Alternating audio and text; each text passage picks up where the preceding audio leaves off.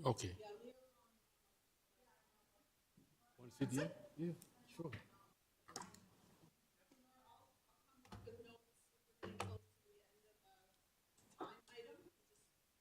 You know this is one of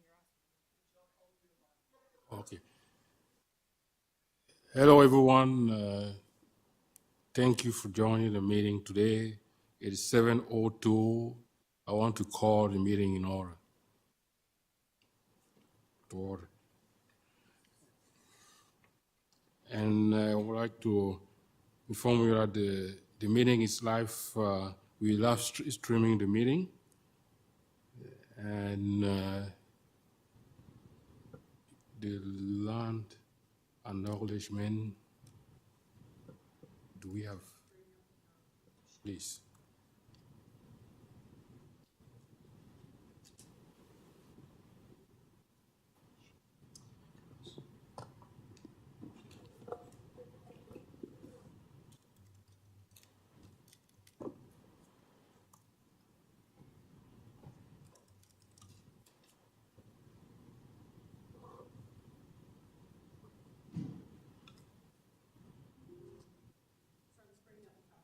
Okay. And while Liane is bringing up the land acknowledgement, I want to, sorry about the fact that due to some, security issues, all the doors are locked. And if anyone comes, please email Liane so that she can come and, take you at the door.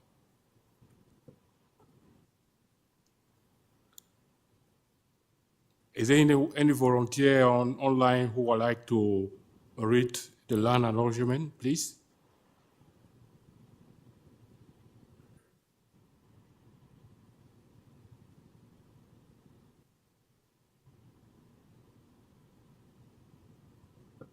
Can you see it and read it? Can you? I can Okay. Thank you. Acknowledgement. Stand if you can, please. We acknowledge we reside on the lands of the Mississaugas of the Anishinaabe, the Haudenosaunee Confederacy, and the Wendat. We also recognize the enduring presence of all First Nations, Métis, and Inuit people, as well as the importance of establishing and maintaining cultural safety through learning from Indigenous peoples and perspectives. Thank you, Lord.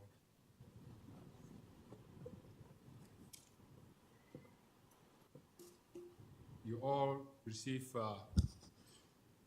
you all received the meeting material, including the draft agenda. I don't know if anyone has something that he or she thinks that we should not be discussing, which is now in the part of the draft agenda, or something that we really have to discuss. Please, this is the time to bring that up.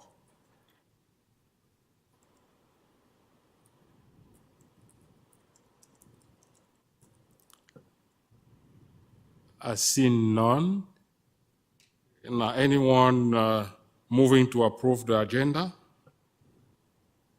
Actually, John Paul, it's David. I just want to raise one quick thing. If it's possible to lengthen the time allocated for exclusions, I'd appreciate it. We haven't got a summary of what's going to be said, and there's only 10 minutes, and needless to say, it's an important topic. So I think we may need a bit more time.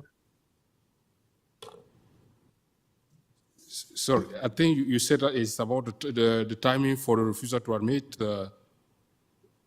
Yeah, that's right. If it's possible to just possibly, if we need more time, 10 minutes may not be More enough. We time, don't have a written report on it. Okay. Let us see how it goes. We're trying to see if we speed up item number 1 to see if there's some remaining time there. Let us see if we can squeeze this to maybe 10 minutes and add 10 minutes maybe to that. Is that okay?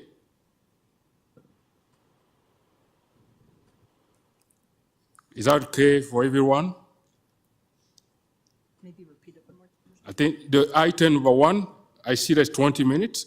I'm just saying that maybe let us squeeze this to 10 and the 10 that we saved there, we add that to item 5? Through you, Chair, it's Steve. Thank you for Okay. considering that. Okay, thank you. I mean, that is, and Steve, you're moving to for the approval of the agenda with this change to the timing for item 1. Yes. May I say that? Yes, through you, Chair. Thank you. Anyone who to second?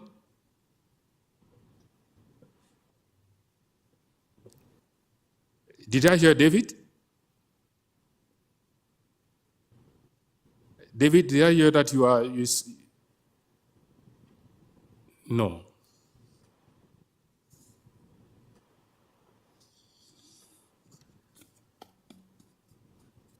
Anyone? I second it.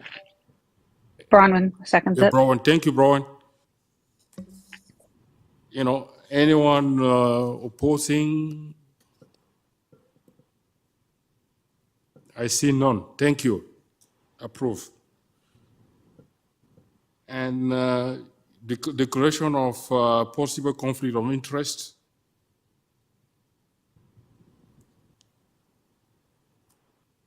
Do you see any hand up?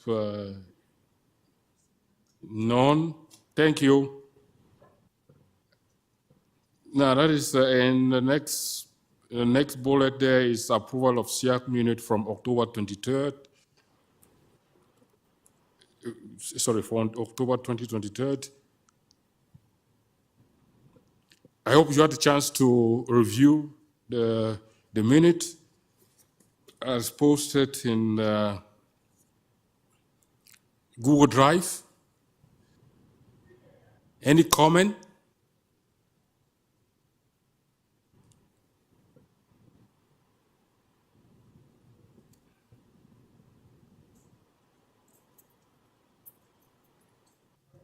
If none, anyone moving to approve the minutes as submitted through the Google Drive? Hi, this is Julie. I approve the minutes. Your name? Julie. Oh, thank you, Julie. And anyone seconding? I have to be off mute, sorry. Yeah, I can second that. Leo here. Thank you, Leo.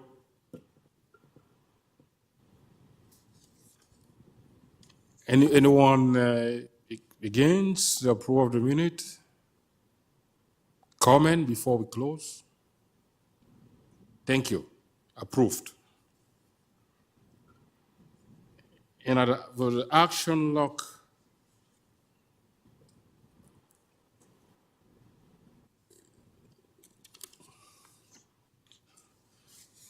I think for the action log, we'll just look into some of the action items that we had from the last meeting. From the developing action plan for SIAC,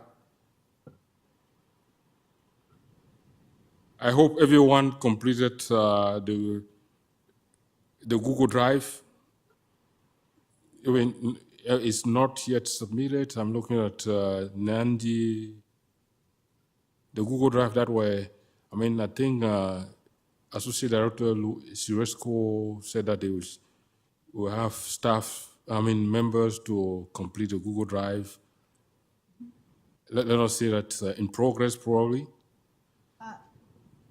Thank you. There still are some members that need to put in their ideas for their that they would like considered, and we have some members who have and some who haven't. Do we have a deadline for that? The deadline's passed. Last meeting we said we would give more time between the last meeting and this meeting for them to complete it, but I see here that some members still have not put in their. Do we have a kind of grace I would say it's getting on to December shortly, so as quickly as possible would be good so that we can actually put this item on the December agenda and actually spend some time at our December SEAC meeting to develop those goals. So if members can do that as soon as possible, at least 2 weeks prior to the December meeting so that we can put it as an agenda item, please. Yeah, can we say that maybe Leanne would help with follow-up? Thank you, Leanne. And there was also, after this, a call for an ad hoc, working group for the term of reference. Probably do this toward the end of the meeting. The call will be happened after the meeting. I think that is what. Yes, Leanne will send an email out on behalf of the chair and the vice chair for members for the terms of reference working group. Okay, thank you. I think that's another action item is already part of the agenda. The follow-up conversation that we had for exclusion, refusal to admit is already part of the agenda. I won't stay there because we'll go back to it. And I'm looking at Nora to thank her because she's the one who was kind of championing this. Thank you, Nora. And another action item that was, the conversation that we had after the effective practice working group report, where we said that we acknowledge the great work that the working group did, and as a next step, we said that she should meet with the chair and the vice chair to see how we can all these suggestions can be built into the current context of TDSB policy and procedure. And that meeting did happen, and there was a follow-up on that. Thank you. Those are what we have new to the action log. Any comment before we move to the next? I see none. Thank you very much. Thank you, everyone. I think that is the meeting with the Effective Practice Working Group representative. I think Leanne took some notes, and she probably shared that with us. And now, do we have Craig already with us? Yes. Yeah, I think he's already with us. He's online. Okay. If there's no comment about the action log, we would kind of welcome Craig Snyder. We had hope, to have the presentation earlier, but it's better to have it before the meeting than discovering at the meeting.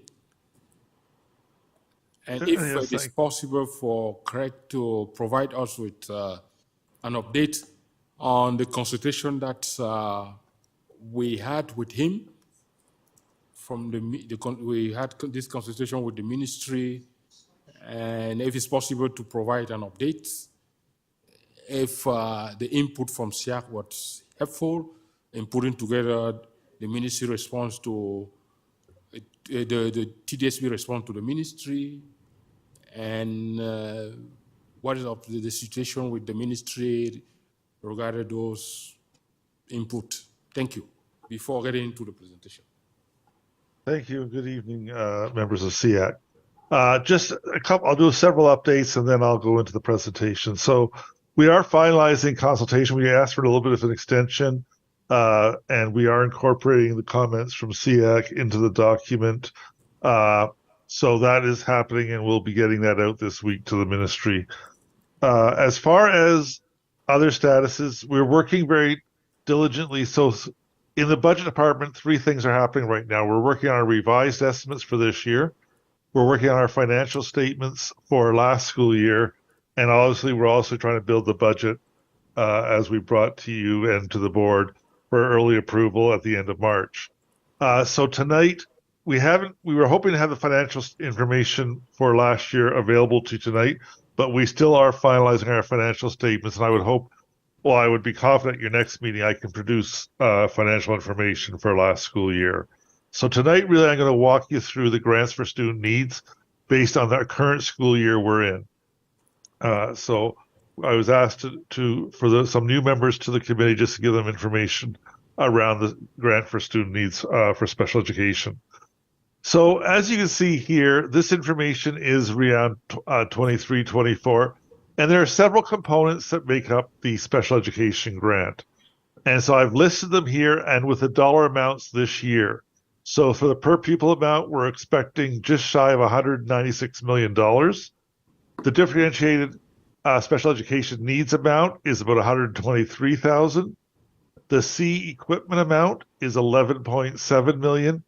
And the special incidents portion is $15 million. I put a star here because I want to, for two reasons. Our original estimates was only around $4 million, but through the hard work of Louise and Nandy and the department, working with the ministry, we were allowed to input more special incidents portion claims.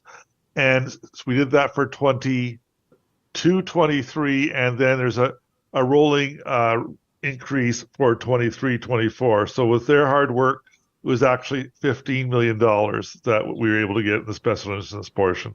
So I'd like to acknowledge their hard work in doing that for us.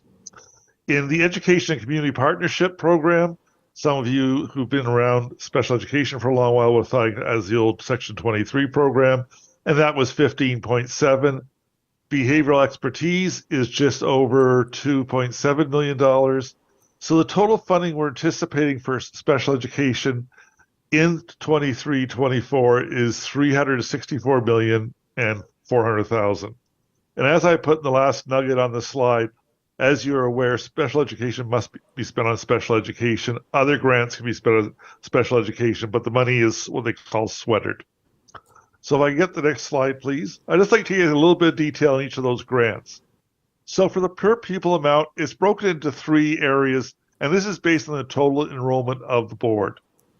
So for every JK through grade 3 student, we received $1,087.90. For all students of the boards from grades 4 to 8, we received $835.65. And for grade 9 through 12 students or high school students, we get $549.95. And that again is for all the pupils of the board. Next slide, please. So the differentiated special education needs amount is made up from 7 categories. And I didn't put all the categories on the slide.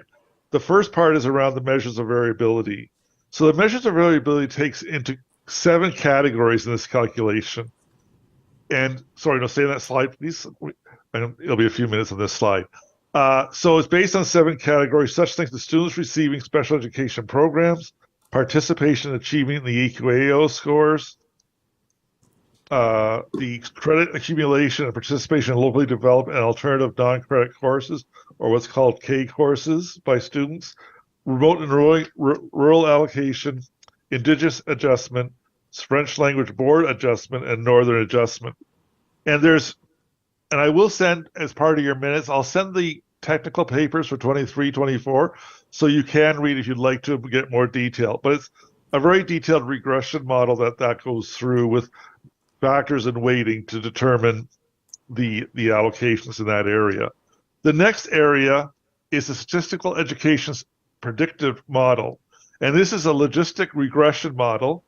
It uses board data from the year 2 years ago for 2021 and the 2006 sentence. And I'll read the first paragraph of this. The SESPM, or the Special Education Statistical Predictive Model, is a logistic regression model that draws from the latest available Ontario Ministry of Education anonymized student data from 2021 from the ONSIS submissions that were available and merged with census indicators from Stats Canada for 2006 to estimate the proportion of students predicted to receive special education programs and services in each of the Ontario district school boards. So this model looks at such things as some of the demographic factors used are occupational structure, median income, parent level of education, percentage of families below Stats Canada low threshold income cutoff, percentage of unemployed individuals, percentage of Indigenous families, percentage of recent immigrants, percentage of individuals who moved in the previous years, and metropolitan influence zone are just some of the calculations there. Then there's the base amount for collaboration and integration. And this is $4,910.71 per school board. And it provides every school board with minimum base funding for the purpose of enabling school boards to expose collaborative, integrative approaches to serving students with special needs. Next slide, please. So the next component of the differentiated special education amount is around multidisciplinary supports. And this provides up to 4 FTE of staff that can work in the area to support the multidisciplinary. There are 2 components to it. One is around multidisciplinary team, which is the 4 people. And the second part is funded based on the ministry tables for what they call the other staffing resources. And then there is the local special education priorities amount. And this supports local needs. It's pretty wide open how it's spent within the special ed envelope.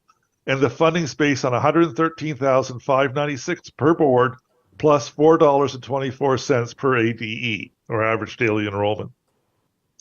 Then there's a new one they added. It was previously in the PPS, but they brought it into the grant for student needs, and they brought it within the special ed envelope. And this is around the early math interventions. It's to prepare students for grade 9D streaming, primarily in math, but it says broader in the actual technical paper. And the funding is based on just over 106,000 plus 28 cents per ADE. Next slide, please. So that's all the components of the differentiated model. The next is C equipment, and it's changed over the years. And currently, what it is there's a per pupil amount, base amount of $20,000 for the per pupil amount plus just over 39 cents per ADE.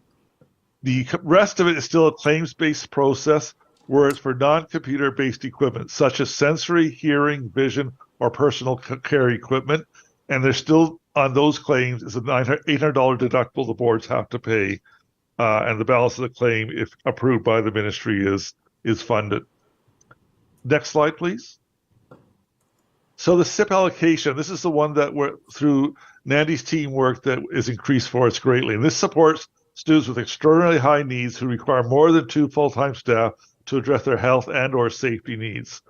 In 23-24, the formula was based on historic funding plus a growth rate. So that's why it was so important when the ministry allowed in 22-23 for us, they opened up the claim process, and Nandy and the special education department did all their strong work, because that now is the roll forward they're doing right now to reduce the administrative burden of doing individual claims all the time. So thanks again to Nandy and her team for that hard work. The next slide, please. So the Education and Community Partnership Program, this again was what was called in previous years, Section 23, supports school-age children or youth that cannot attend a regular day school due to their primary need for either care and treatment or of a court order to serve custody or detention sentence. These programs are developed with the government-approved partners, such as Sick Kids, and the claims are based on the cost for the teacher to support the program, if there's an educational assistant required, and classroom supplies. We put in a approval, and then the cost is funded on actual costs that are incurred, which for the most part are equal with the claims amount we put in. Next slide, please. So behavioral expertise amount, this funds to help support behavioral expertise experts and professionals, including board-certified behavioral analysts, and it also provides training for support to schools to build capacity and for after-skills development for students with autism spectrum disorders. The ABA expertise professional amount is just over 190,000 plus 625 per ADE. The BAB training amount is 1,500 per school board plus 295 per ADE, and the after-school component is just over 52,000 with $1.28 per ADE. Next slide, please. And that's the end of the funding model. Happy to take any questions. And like I said, I will send to Leanne a copy of the technical paper from 22-23 for the special education grant section. And I'll send to Leanne a link to the whole technical paper. So if anybody has interest in any other components of the funding, they'll be able to see that as well. So I hope that kind of gives you a breakdown of how the funding for special education works. And as I said, when we complete our financial statements at your next SEAC, I will bring the last year's final results from both the funding perspective as well as the expenditure side to show the committee. But I appreciate the time, and I hope I helped save a little bit of time for you tonight. Thank you, Greg. I think that is a quick comment. And please, next time, consider having a legend for all these acronyms.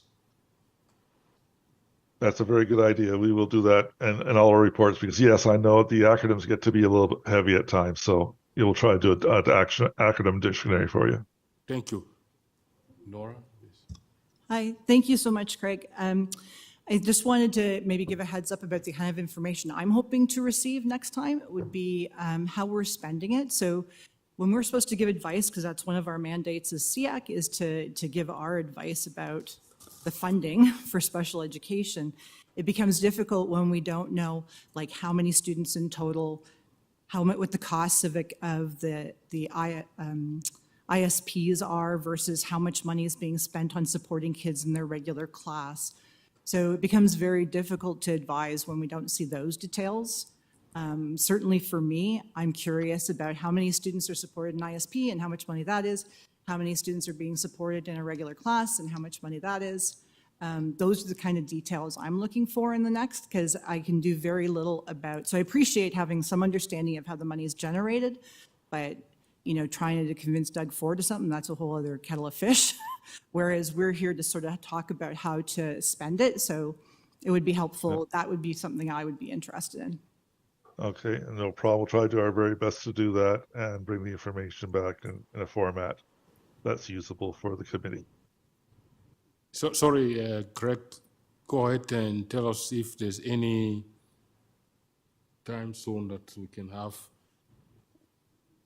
What Sorry? just asked, because it's the way it's presented is great, but it's good. Yeah, so it would be better to see exactly, in one hand, what are the needs, is in another hand, what we're spending on, is it enough, or do we have to go out there and start advocating for more?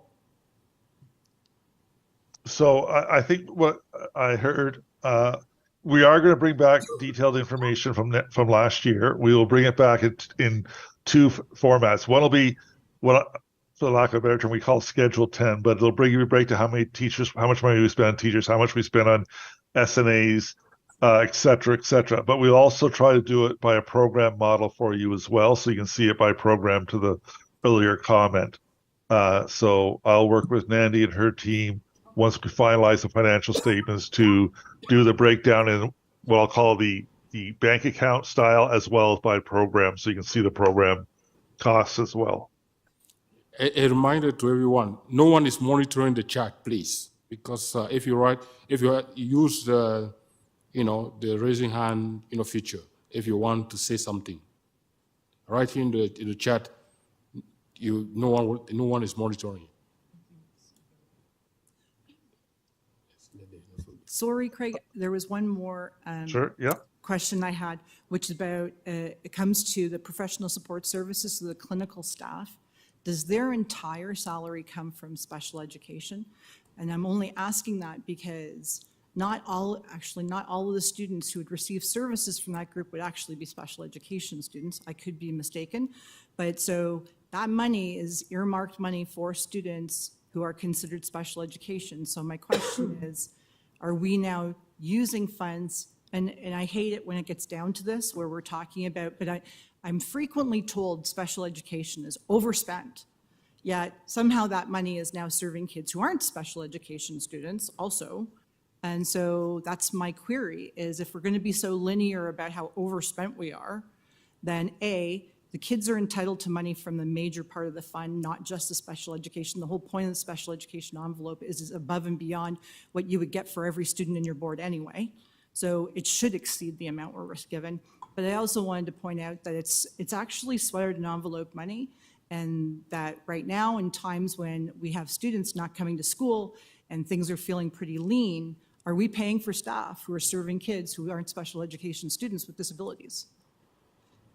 So I heard two questions there, and I'll take the last one first, which was around professional and paraprofessional support. So we prorate those between the regular program and special ed based on his. We worked with the managers of the departments to determine what they think the caseload is between the regular program and special education. So we'll bring that information back as well as part of our information.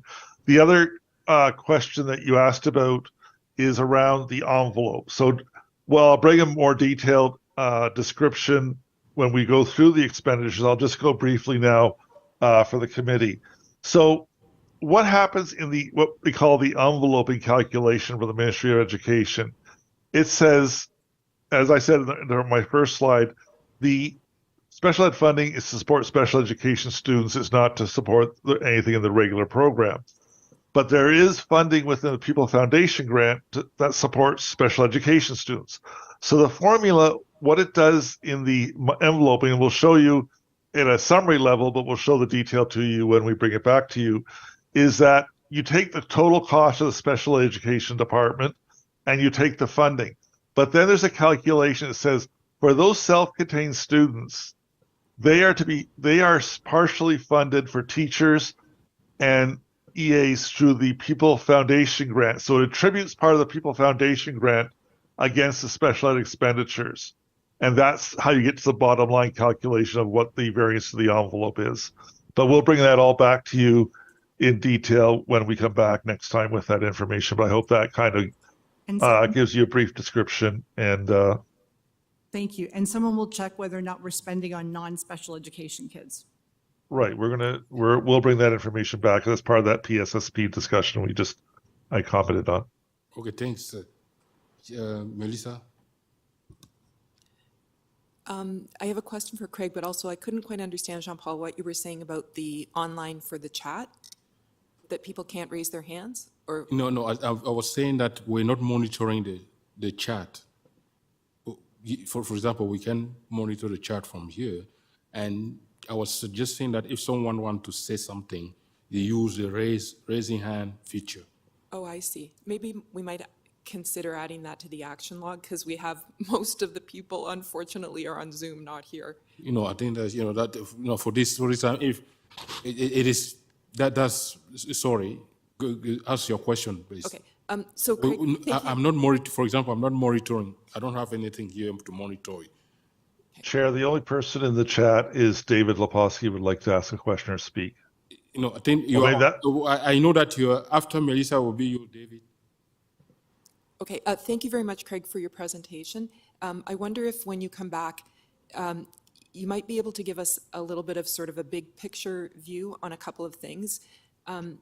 What are you thinking about the general funding environment in terms of what's coming and how that relates to our needs for special education, but I guess also for the whole board, because we're a piece of the pie, and if the pie shrinks, it seems to affect us. Another question would be, again, from sort of a bigger, plainer picture view, instead of just numbers as a moment in time, if you could give us a little bit of a feel on how that's moving over time.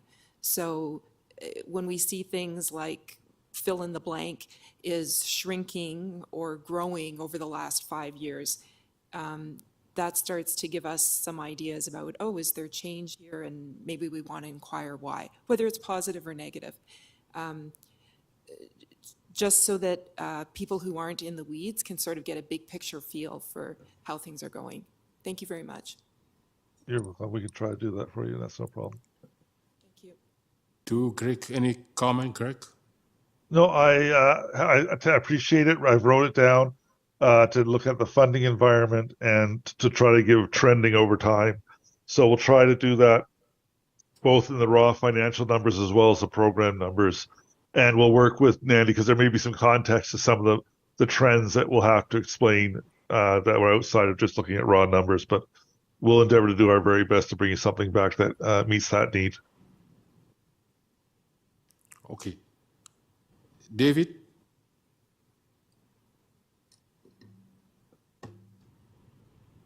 David? I'm here. I'm not asking anything. Oh, sorry. Yeah, I just noticed it was 7:06. It was back during the earlier part of the agenda. My apology. His hand up and said David wanted to say something. It was because Stephen had read that. David already spoke about what he wanted to talk about, which was changing the agenda. Okay. Okay, thank you, David. Sorry. Any other question, comment for Craig?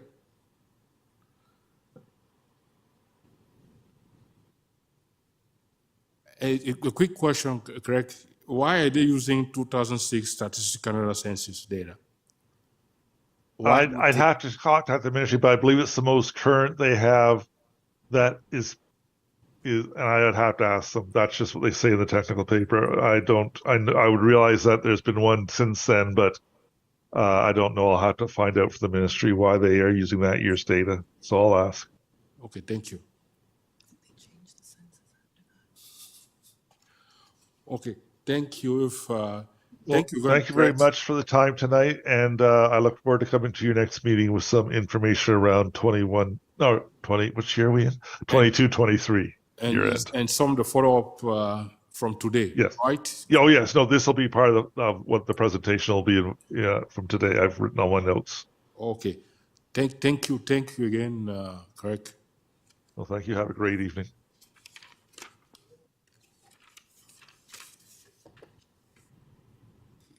Leadership report. Nandy? Thank you. Good evening, everyone. It's my pleasure today to present the leadership report, and I will just be highlighting some key points from each of the items on the leadership report.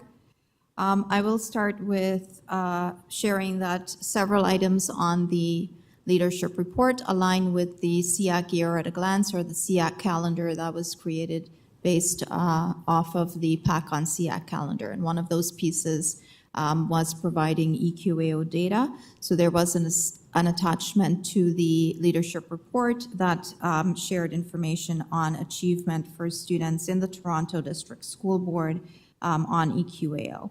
And just some key points that I'll highlight from the data that was shared. We note that students with special education needs, excluding gifted, achieved levels 3 and 4 in grade 3 EQAO at rates approximately 30% lower than the TDSB overall. So when you compare it to the number of students across the TDSB who achieved level 3 or 4. By grade 6, the gap in EQAO levels, levels 3 and 4, declines. So that gap is smaller for both reading and writing, just over 20%, but it does remain around 30% for math. And we know that the ministry lately has provided a lot of direction and funding for mathematics, and so we're hoping that that work will change those numbers as well. We see that the pattern continues in the secondary grades, where students with special education needs, excluding gifted, achieve levels 3 and 4 in grade 9 math at a lower rate than the TDSB overall. And they're also successful on the grade 10 OSSLT at a rate of 22% lower than the TDSB overall. So we will continue to work with school-based staff and classroom staff to see how to better support students with special education needs. I do want to flag that while we do provide EQAO data, EQAO is just a snapshot. It's a one-time performance for students, and so I would encourage people not to just solely base judgments on that, as we don't do that. We use a triangulation of data where we look at classroom assessment data, other sources of data, observations, conversations, and EQAO is just one source of data. Moving on to the next item, please, Leanne. We have also provided information showing across the Toronto District School Board the number of students with IEPs, and this includes students who were formerly IPRC'd, if you will, and students who were not, who did not have an IPRC, but they are on an IEP. And the information is broken down in terms of Learning Center. We have 4 of those across the TDSB, and then a total for the entire district is provided. One of the areas of focus for the Special Education and Inclusion Department is work on IEPs, and this was something as well that we heard from SEAC members in the past. And so we've been focusing professional development and capacity building on IEPs and how to write effective IEPs. So not just completing the sections of the IEP, but what is needed in each of those sections to make it an effective IEP, and also ensuring that we have appropriately engaged families and students where appropriate in the writing of IEPs. We are happy to share that we did have a number of parent engagement sessions where department staff were able to present to families on various topics. And so we will be holding this year 2 virtual sessions, one on November 28th and one on November 29th for families. The flyers were sent to schools and principals were asked to share with their families. And this year we did something a little differently. Last year we had 2 evening sessions. We are offering a session in the during the day and one in the evening, as we did hear from families as part of the feedback last year that it's easier for them to attend while the children are at school. So we'll be looking at the attendance for that and modify as needed. And then we will be holding 2 more sessions in the winter and 2 more in the spring for a total of 3 special education and inclusion information sessions for families. In November, at the beginning of November, the department joined the guidance department to provide information to families on grade 8 to 9 transitions and what that would look like for students with special education needs. I can't believe it's November and we're already talking about preparing for September 2024. The Parents and Partners as Caregivers Conference was held in October, and as always, Special Education and Inclusion provided a number of workshops for families, and they were well attended. I do want to note there that on the Parents and Caregivers as Partners website, there will be the sessions posted, and our sessions will be posted as well as part of that. The next item is around ADHD awareness and capacity building, and this was born out of a SEAC motion where the follow-up would be that staff would work internally to create professional learning opportunities and to engage school-based staff in capacity building so that they're better able to support students with ADHD. And SEAC also created their own ad hoc or short-term temporary ADHD working group as well, who provided some feedback to us, and we were able to create an ADHD fact sheet that was shared with staff at all levels, which helped them to use concrete strategies to support students in the classroom with ADHD. And we are also going to be offering some professional learning sessions for staff on how to use these strategies in the classroom. We're happy to announce that we have allocated 12 new positions for educational assistant, blind and low vision. And so these 12 educational assistants will be working specifically to support students who are blind and severely visually impaired, and we will be ensuring that they also have the appropriate training that's needed to best support these students. And we will be doing that through our coordinator of blind and low vision services and the blind low vision team. At the last SEAC meeting, it was asked if we can provide the specific titles of sessions offered on professional learning or professional activity days, PA days. And we have listed there for you for the PA days for October and November, the sessions that the Special Education and Inclusion Department has offered to staff at all levels. The information on the following slides show the IPRC completion data and psych assessment completion data. The last portion of my leadership report will simply be around, please, and we touched on this earlier, but asking SEAC members to please come up with their key areas that they would like to focus on for the SEAC goals for this year. We're looking at 3, and if we can bring that back next month as an item on the agenda so we could land those goals so that we can ensure that the work we are doing in the department and the work we're doing as SEAC align and we can move forward collaboratively. That concludes my leadership report. Thank you so much. Thank you, Nandi. Any question, comment? I recognize Melissa. Melissa? Melissa, I recognize you. Okay, great. Thank you for the update, Nandi. I have a few questions on a few different topics, both on the EQAO data and on the IEP, but first I'll deal with the EQAO. It would be really helpful if we could receive a little more information on that. So this was a great start, but it's a little bit like a snapshot in time without context. So wondering if, and we did used to receive this before the pandemic, which seems like ancient history, if we could receive the line comparison of how TDSB's data compares to the provincial average, that would be one thing. And the other thing is if we could have a snapshot of the data over time. So it's very hard with the pandemic we kind of lost a few years of student development and data from like 2020 on for a couple of years. So if we could go back a good solid 5 or 10 years, I know that the data exists and it's parceled somewhere because we've seen it before, but that would be really helpful to see because it gives us an idea, which I think is front and center for a lot of parents, about where is their learning loss, right? And how are we doing in recovering from it? Everybody knows it was hard during the pandemic, but to have a little bit of a benchmark of what was achievable before and what we're aiming for and where we're going from, that would be very helpful. And I think that was part of actually the original request for EQAO data previously. So if you could consider that, that would be appreciated.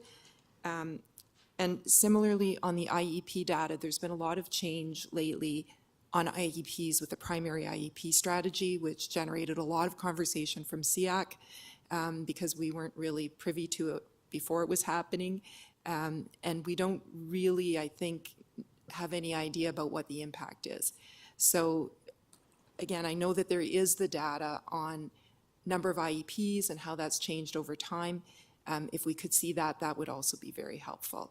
And then if there are changes, we'd love to hear from you on what you think about the direction of the changes. Like, is this what you're aiming for? Is it on track? What are we trying to work toward? So that would be very great. That's the second question. And the third question is, I hate to sound like a broken record, but on the assessments and IPRCs, we had spent a very long time working out for a couple of years with PSS and other staff to have more than a momentary picture, but a picture over time about how the assessments and IPRCs are going. So one of the very important pieces of that is the aging data. So it doesn't really tell us a lot to know that there's, let's say, 1,000 that are in the queue, whatever it is, assessments or IPRCs, but it gives us a better idea if we know this percent are 0 to 3 months, this many are 4 to 6 months, 7 to 9 months, 10 to 12 months. And we know also that this is tracked within TDSB because TDSB managers want to know how that's going.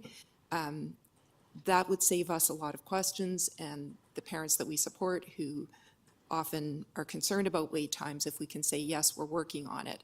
Sometimes what we got with that was some footnotes saying, although there's this many that have been, let's say, over 6 months or over 9 months, here's a list of some of the reasons why. And it would be reasons like can't get hold of the parent, parent is asked to stay on the list but doesn't want to be assessed this year, whatever.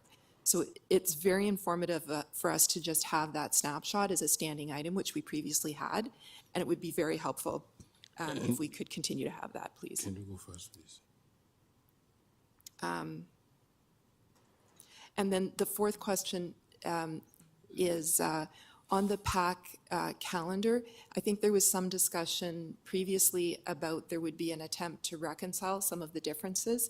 So we don't need to know that today, but I'm just hoping that that's still in progress and it might be a future item, either for a working group or for information to SEAC. Thank you. We can certainly, I don't know, because for the sake of the time, did you take some note from all these questions so that I can go around and see the question? sure, but I think it's really important that I just let SEAC know that the age data for psych assessments will be coming 3 times per year as per PSS. So December, we will be bringing age data for that. We don't have age data for IPRC. So you'll get the psych assessment data 3 times per year, first one being in December. Thank you. You wanted to hear from others before getting back to, is that okay? Sure. Okay. Richard?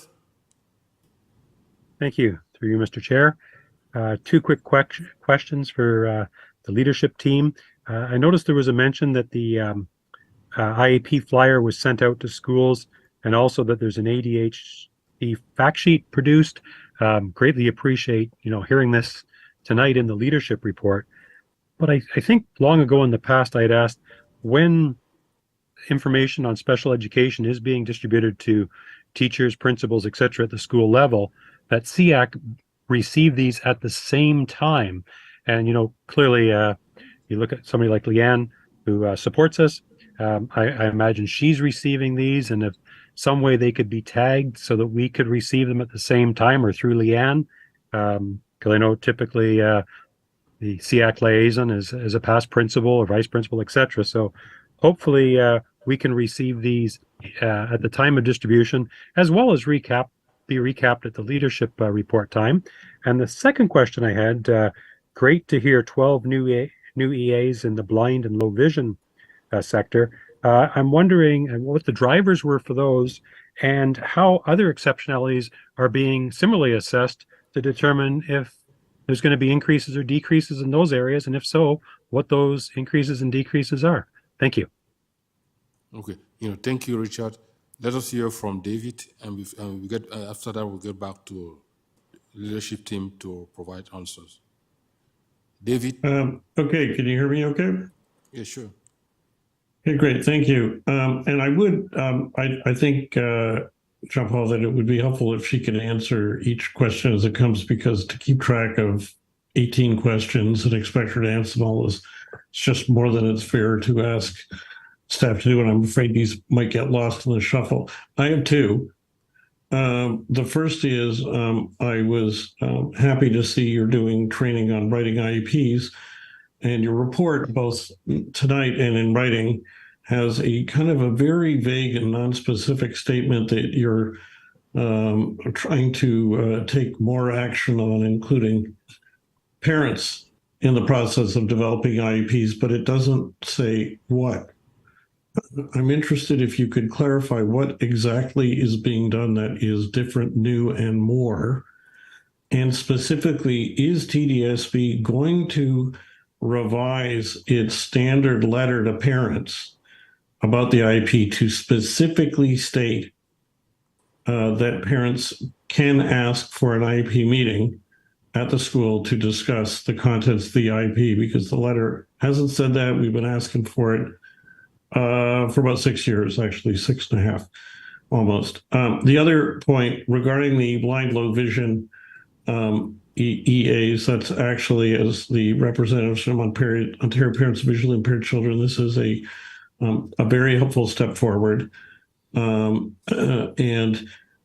understanding is it's supposed to try to relieve some of the pressure on the teachers of visually impaired, who right now are understaffed. We are understaffed and they're overburdened, and we have kids on the board who are blind or have low vision and may not have any teacher visually impaired support.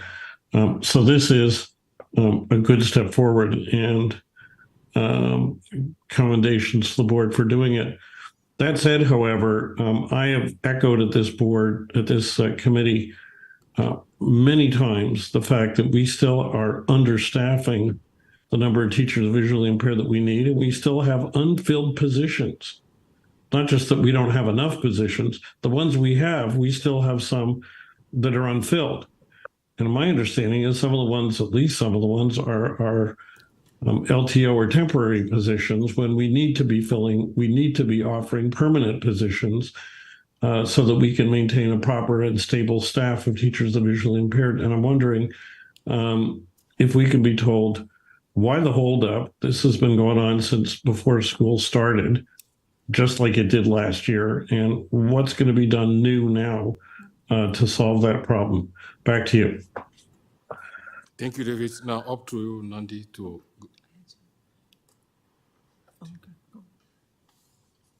Oh, Nandi? Do you want to just get the rest of the questions? Because I'm trying as best as I can to keep track of everything here and then to respond. Mine are more comments. So number one, my worry about, and I appreciate that EQAO is a snapshot in one form of assessment, but it's supposed to be a measure of the system, not the kids, right? So really that was its purpose. So I want to know, or my recommendation would be that curriculum, who sees itself sometimes as not including special education, has to explicitly have in its work plans instruction that addresses this population. Otherwise, you will stay below provincial average. And I want that right in the minutes. That our organization explicitly requests that curriculum staff who develop work plans with big pockets of money about literacy and math have portions of their work plans that specifically address special education students. Because otherwise, it's like leaving everybody to your department. So I want curriculum to know they're responsible for all kids. So mine's more of a comment about that. And then my other issue is individual education plans. I would have similar comments to David about when we say developing a robust and effective education plans, really my direction would be what that means to any given family is very unique. You don't increase the instructional day for a student that has special education needs. So now you're changing and shifting priorities in the 5 hours of instruction that you're giving them. And often staff feel like they know better than family. And families have very specific ideas. So I'm wondering how, so back to David's point, just reinforcing that, how explicitly and what kind of instruction and messaging we're giving staff about family engagement in the development of the IEP and setting the direction. Thanks. Thank you. That is closes all the question comment. Now, staff. So moving forward, I would ask if we can do one member at a time and I can respond after each member, because now I need to pause because I need some processing time to actually review the questions that were asked from every single member so that I can develop a response to each of those questions.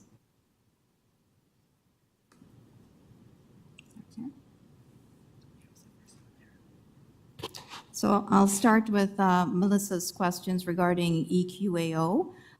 Certainly, we can go back to the research department and try to get a comparison of data over time for EQAO, Melissa, to see, I would say, the past 3 to 5 years. And we could share that via email down the road, depending on their timelines. In terms of the IEP K-1 strategy and how that's working, I can answer that we have been focusing a lot on the ILP, which is the Individual Learning Plan, as part of the referral process, which is part of special education in Ontario, kindergarten to grade 12, that says, let's put a plan in place, some strategies for the child before jumping to an IEP. But that's not to say if there's a student who needs an IEP that they don't get one, including students in kindergarten to grade 1. So if a principal feels that a student in kindergarten to grade 1 requires an IEP, they will have a conversation with the superintendent for that school to say why this child, why an IEP, why now, and then that child will get their IEP and strategies put in place for them. But certainly at a future meeting, I can come back and speak a little bit more about students and IEPs.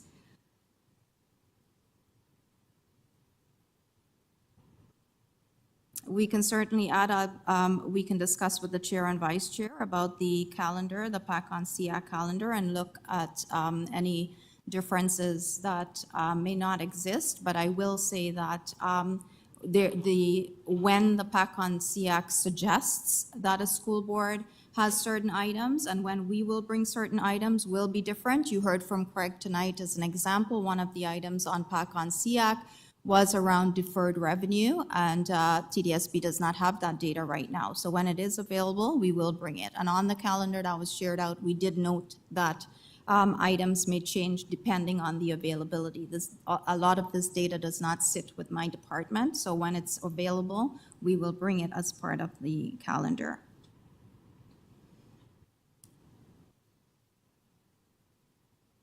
I'll move to Richard's questions around items going out to families. I can commit to Leanne sending out things like flyers. However, we send a lot of communication to schools. I cannot commit to every piece of communication that we send out to principals and to teaching staff or to staff that can go out. However, if it is a parent engagement piece, absolutely, we will ensure that Leanne sends that out to SEAC members. With regards to the 12 new EAs for blind low vision, we did notice that there were students who are, as the leadership report notes, students who are blind or severely or visually impaired. They will be the ones that will benefit from this, because we had students in our regular schools and regular classrooms that had absolutely no support. So that's how that decision was made and why that decision was made to look at these students. I did not receive new allocation for this. It was moving around staff, looking at needs, determining where if students moved out of a certain school, for example, and shifting staff around in order to be able to do that. With regards to other exceptionalities, we do look at everything, and we differentiate and look at where the most need is, and this is where the most need was identified last year, and that's why we made that change.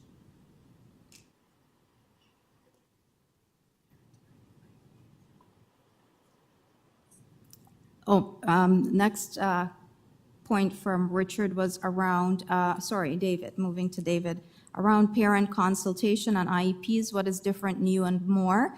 I wouldn't say it's different or new, David. I would say that we have really amped up our communication to schools that around what does parent consultation look like.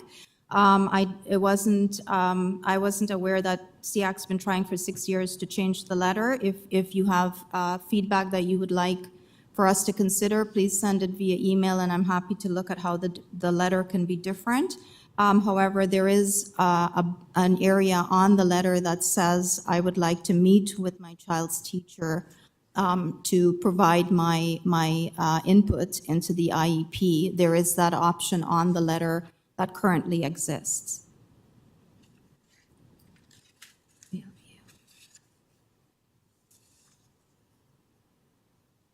With regards to vacancies for blind, low vision staff, we work very closely with employee services. We cannot put a permanent staff into a position of a staff member who is on leave.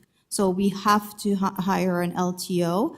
And we will continue to work with employee services in order to see if there's anything different that we can do there for filling positions. However, there were 5 vacancies, and we have filled 2 of them, and we have some LTO positions that we are advertising for currently.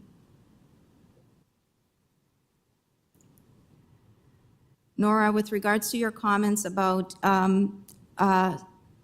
instruction for students with special education needs being an explicit part of mathematics and literacy, please know that we have been working very closely with superintendents to ensure we have even given them look-fors and language to use when they go on their school improvement visit around students with special education needs, academic indicators for students with special education needs, and we are working very closely with the math and literacy departments to ensure that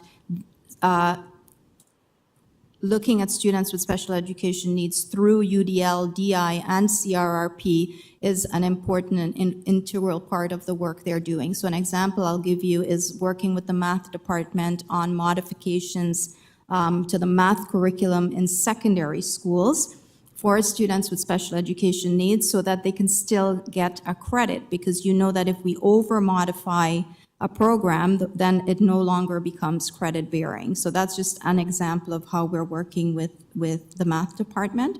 And in terms of the literacy department, we're working very closely with them on UDL, DI, and tiered support in the early years to address reading needs of early learners. And again, we work with all departments centered on the notion of necessary for some, but these strategies are actually good for all students.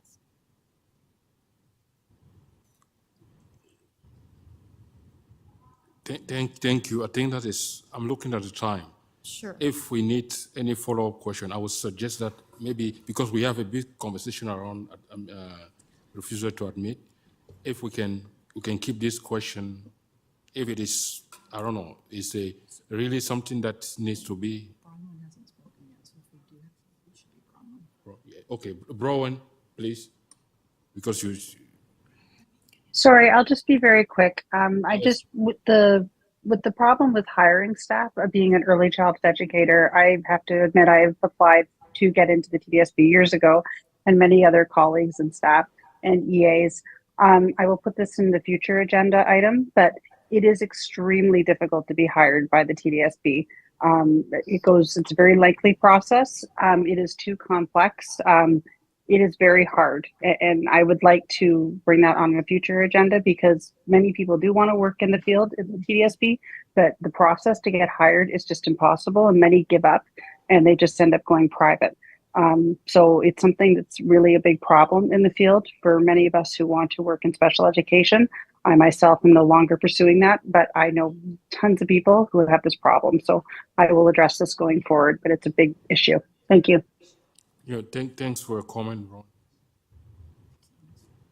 Yeah, the thing that is it something that you really need to ask? Or I wouldn't have. Oh, one follow-up question, please, because I'm looking at the time. Thank you. Thank you, Nandy, for your information, and that's great about the EQIO stuff. I'm wondering, you don't have to answer now, but if you might consider or look at also a little bit of historical perspective on the IEP data, just because it's changed so much. And the other thing is on the PAC calendar reconciling the differences, no problem at all if it's like different dates, because TDSB generates stuff on different dates, but there did seem to be some noticeable gaps. So I did send a chart with colors about a month or so ago. So if somebody has a chance to look at that, I was just trying to, at a glance, simplify some flagged areas that I thought were in the PAC calendar but didn't make it into the proposed TDSB calendar. So if you can look at that when you have a chance, that would be great. Thank you very much. Okay, thank you. I think that is, thanks everyone. Now the next agenda item is trustees report. I don't know if Michelle can try to do, if she would ask. Hi, yeah, I just have I'll just be really quick. I had sent already to SEAC members a heads up about our capital priorities piece. So it's the capital revitalization strategy, a framework and guiding principles document. If SEAC members have thoughts on that, please do let me know. Staff are working on a revitalization plan for school buildings or TDSB buildings over the coming years. And this is partly to better manage the amount of funding we have for repairs, but also to a key priority is to address the accessibility of our buildings. As you might know, that the government doesn't provide very much money for accessibility upgrades. and we can incorporate accessibility upgrades when there is a major renovation to a school building, but the threshold is quite high. And the last couple of years, staff and trustees have been trying to advocate to the ministry for greater investment or greater flexibility for us to spend our own money, our own infrastructure money on accessibility upgrades to buildings without having to ask permission of the ministry. So a key priority within this revitalization plan is the upgrade of our existing buildings, many of which are most of which are very old, so that they are accessible to our students and the communities.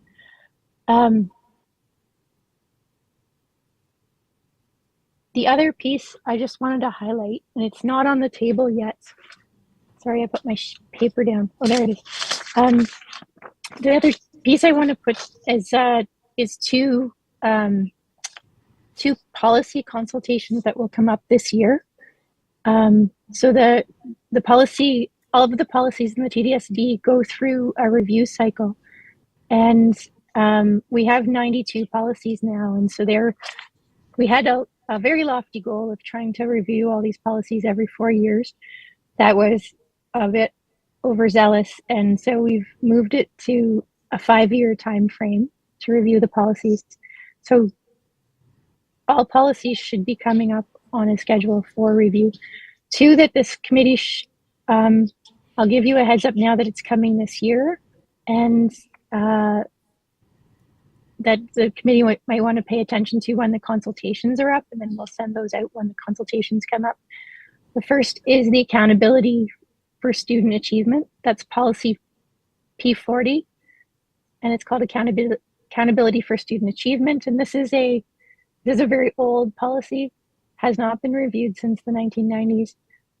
It's a very vague policy that the board will prioritize student achievement. It's obviously, the old one is quite lacking, so it is in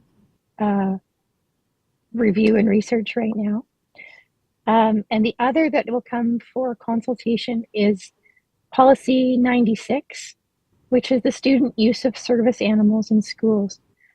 This policy was adopted a couple of years ago at the mandate of the ministry.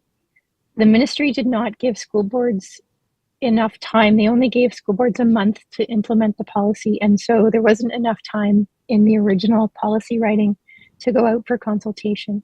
So the policy is in place, but now it's going to undergo a review.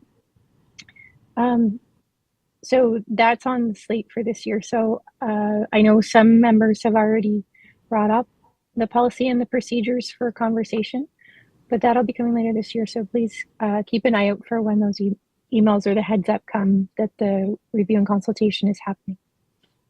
That's all for me. Thank you, Michelle. Chair, I have a question. Well, not a question, but just an interjection, if that's okay. I'll be brief. Yeah, go ahead, Leo. Yeah. First of all, I want to thank Michelle for bringing up the policy review, and specifically the one on service animals. The autism community is one that uses lots of service animals, so it's something that's very close. I was one of the ones that reached out, so I'm going to be trying to work offline with staff on this, but just so that the rest of the CIAC can have a little bit of visibility. If you look at the current policy that's in place, one of the issues that we have is that their policy, specifically section 1.1.2, it doesn't mention autism service dogs. It just mentions guide dogs. But it's important to say that autism service dogs, they're not therapy dogs. They're not emotional support dogs. They're legally recognized service dogs under the AODA. They have the same access rights as guide dogs for the blind, undergo extensive training by ADI accredited organizations for 2 years. So they really have to have that space in the policy and that understanding, right? And then there are other things in the policy which are pretty questionable. For example, the way that their policy interprets the AODA section 1.3, almost bordering on being disrespectful and potentially illegal by actually saying that the AODA does not apply to schools for service dogs, which is laughable. But it's really crucial that that has to be aligned. with our interpretation of the AODA, right? Ensuring accessibility for all students. Also things like overreach in decision-making authority, saying that the school board has too much decision-making power regarding service animals, sections 1.3b and 2.4. The reality is that the allowance of service dogs is an AODA matter. It's not within the TDSB's jurisdiction to decide. So that's another thing. And just two more short things. It mentions rights and disruptions, sections 1.4, as well as 6.8.3i. And that's true that there are competing rights, like people that might have allergies, but that's something that has to be considered, because otherwise you will avoid inadvertently excluding students who need their service animals, right? Especially autistic ones, in the case that I'm mentioning here, right? So there are ways to accommodate that. And finally, the other thing that bothers me tremendously is that the current policy, it requires liability insurance for service animals. That's section 6.5d. That's a financial barrier for some families, right? It limits accessibilities for students with disabilities. For some students, having a service dog is their accommodation. If you force them to pay liability insurance, that's illegal. I'm sorry. So I'm just bringing it up. I know this policy is under review, and I'm very happy that Michelle brought it up. And I already reached out offline with Mandy and Luis, and they have been extremely collaborative and receiving the feedback very, very well. And I thank both Luis and Mandy as well for that. And I'm looking forward to discussing this with appropriate staff and review folks as well, and when they open the consultation, so that we can align this policy so that it becomes more proper. So thank you, Chair. Yeah, thank you, Leo. Thanks, everyone. I think that is we'll have a chance to provide some input or feedback when all this policy review will happen. I'm sure that Leanne, as always, will keep an eye and share all the timing with us. Thank you. Paul, it's David. Can I just take literally 30 seconds? I just want to tell staff to please be sure to reach out to me when you're working on this. The K-12 Standards Development Committee did extensive work on this, and I really led it. And we came up with detailed recommendations, which were approved by school board members, unions, and disability sector reps. We addressed everything Leo's talking about and came up with good recommendations. And I'm happy. I've also got a published Law Journal article on the whole topic of guide dogs, or pardon me, service dogs in school. And I'm happy to help you, but don't send me something when it's already done and you're just asking for comments. Please, if you want me to give you a briefing on it, walk you through it, anything I can do to help. The work's all but done. It's there for you to benefit from. Just give me a call. Back to you, JP. Thank you, David. As I've said, I already said, we'll have a chance, to provide input and feedback, and when this happens. And I already repeat myself. Leanne, as always, will keep us informed when this happen, and we may also bring, has those people policy lead to come here as they always do and have chat with us. Thank you. And the next, thanks again, Michelle, for the commitment. And the next item is a follow-up from last month, a conversation that we had, regarding refusal to admit. And the staff, felt that we should also include, modified days. And that's why the agenda item for today is refusal to admit and modified days. And we also want to thank all the members, who kind of share some of the concern that they are aware of. And today, we say that today we'll be hearing from staff, addressing some of the common, that and some of the common issue and concern that were raised, and all the way to contravening the Education Act. Some member asking, is it any, kind of staffing issue, for what they're seeing? I think that is, Leanne, kind of rightly summarized what was discussed last month into our minute over to staff, and the way that we will organize this conversation, staff will respond, and we'll get back to members to see, if there is any follow-up question. Thank you. Thank you. So I think we'll start with just asking if there are any questions from the presentation that was done at the last meeting, and I can start with those. And then I would like to talk a little bit about students on a modified day. When we listened to many of the questions to which we provided responses at the last meeting, they sounded like not, many of them, not full exclusions, but rather, I would say, I don't want to use the word soft exclusions, but students being asked to be on a modified day. So today I wanted to provide some information about how we're addressing students on a modified day with the intention of getting students back to school on a full-time basis as quickly as possible. But before doing that, I would like to start off with any questions that may have come about after the presentation from last month's meeting. I think that is, if I may, I think that is, we clearly said that because after the presentation that you made, there was some concerned issue raised by members. And that's what we're expecting from staff now is to address some of the concern. Are those really concerned, or there's something that you need to provide us with so that, so that this ceases to be concerned? For example, I think that is the numbers presented are a vast misreporting and underestimate of real numbers and do not reflect students who do not fall under the strict refusal to admit criteria.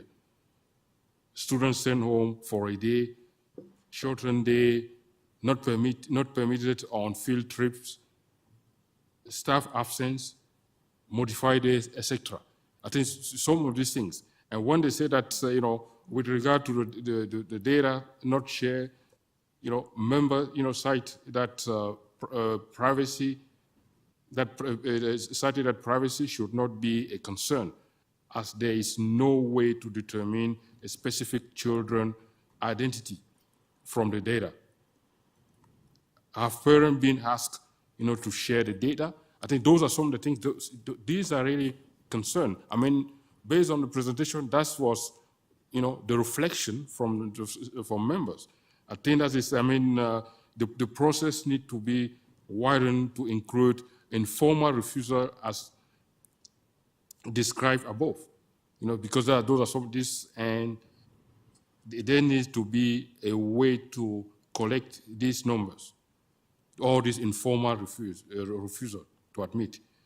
And questions are asked about a connection between teacher training and refusal to admit. Are students being sent home because of staffing issues? And sending a student home and refusing to admit them contravenes the Education Act. Those are some of the real issues. Are these really something that, from the staff's perspective, you feel the same way, or is it just? So many of those questions were already addressed last month when they were brought up, but I will. No. But I will respond, Jean-Paul, to any questions that may be still members require some more information about, absolutely. So maybe I'll do the little presentation I have on students on a modified day, and then we can take all the questions together. Are these, because we need to follow, when we're doing something and we say that we'll get back to this, the way that it happened after your presentation, there were all these issues. And I have my notes even longer than the synthesis that is in a minute. I'm reading for up to minutes. And there were clear, clear issues. This is my notes.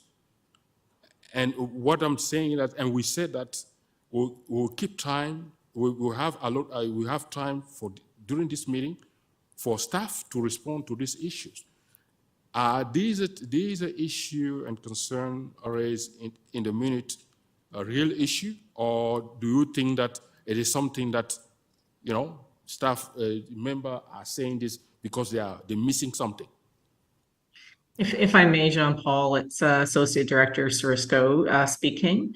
Good evening, everyone. Good evening, Louise. Good evening. At our last meeting, we were asked to bring a presentation on exclusions, which thank you to Nandy for making that presentation. Many of the follow-up questions that you just recounted, Jean-Paul, have to do with modified days. Modified days are not data that the ministry expects or asks district school boards to be gathering. So I remember we talked about that at our last meeting. So Nandy was clarifying if there are any questions about exclusions, we can talk about that again. But we have prepared to talk about the work that we're doing, which is very leading edge, and I don't know another board that is actually gathering the data on modified days as we are. We also talked last meeting that this is an area of shared concern and something that staff would certainly welcome as one of the project areas for SEAC and staff to be working on. It will be long work. It will be needing to be deep work. This goes really to the heart of supporting students with special education needs. So providing brief answers in any one of our presentations is just simply would be insincere. It would be insincere. And I think everyone would agree with me on that. This is really about changing attitudes and working diligently to be supporting students who are experiencing challenges, to do everything that we can to have them successful for longer periods of day in school. And it's also about changing attitudes for system personnel and making sure our families know that they have absolutely the right to be attending school full time. And that's what we want. That is a shared goal. So if it's okay now, Jean-Paul, I would ask Nandy to begin her presentation on modified days. Thank you, Nandy. Jean-Paul, it's David. I do want to take up Nandy on her offer for questions. Yes, David. I think that is before I go back to Nandy. David, I saw David and Nora. Go ahead, David. Thanks very much. 3 cheers for John Paul on pressing this issue, because I think at the last meeting, what happened was Nandy did a good job of describing what TDSB's stated policy is. And around this table, any number of us gave specific feedback to show that the policy sounds great on paper, but is not the reality. And we asked staff to come back and say, at this meeting, so what's the next steps? That's not to say, and Louise is fair to say, we don't expect all the answers, but what's the plan? How are you going to follow up? It's not a matter of just saying they were all answered. They weren't answered. Moreover, I believe it will be very helpful now to hear about modified days. Don't get me wrong, and I appreciate something's ready, and I'm looking forward to it.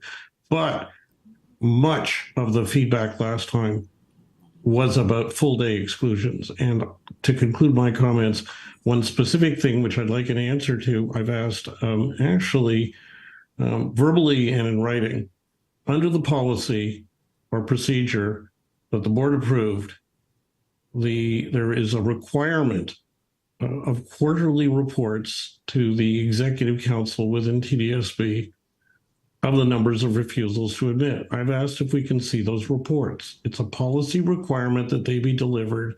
They would not include names if there are, it's just stats. And I'm asking if we could see it. If I've got to, I'll file a freedom of information request and force it out, but that's a waste of everybody's time and money. I'm just asking if we could see them. Back to you. Thank you, David. Nora? Thanks. And I think I too want to clarify with David that I do feel that there are kids that are falling outside the exclusion or the refusal to admit policy that are not coming to school full days. And I want to know how we're tracking them. Like their attendance codes, people count. They have Gs. Some social worker says, yeah, they're inactive. That doesn't count. It does count. Like it's very ambiguous. And I'm feeling like What I missed, to be honest, is John Malloy when he sat in this room and literally said, I want to know if a family is told a kid can't come to school. The leader of the ship sitting in the room saying they thought it was unacceptable. And I'm feeling like, and I understand it's going to be hard work, and I understand this is huge bias and stigma, but if somebody uses racialized language, if somebody discriminates against somebody based on race or gender identity, is this treated the same way? This is a human rights issue. So when someone says your kid can't come to school because they have a disability, is that handled the same way as the N-word would be used or any other kind of discriminatory act? Because I just finished reviewing like literally the UN Convention of Rights of People with Disabilities and then the Charter of Rights and Freedoms and the Ontario Human Rights Code.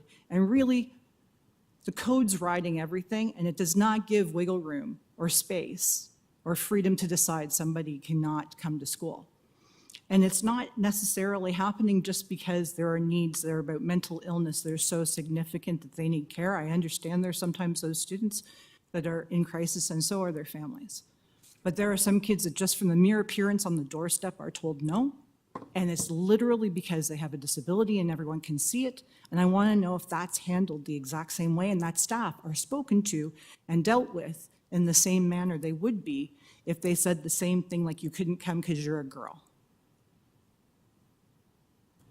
That's what I'm looking for, is that level of commitment and straightforwardness and that understanding that it's not the refusal to admit policy. Nobody's following that. Kids are just being turned away at a door and there seems to be no accountability whatsoever.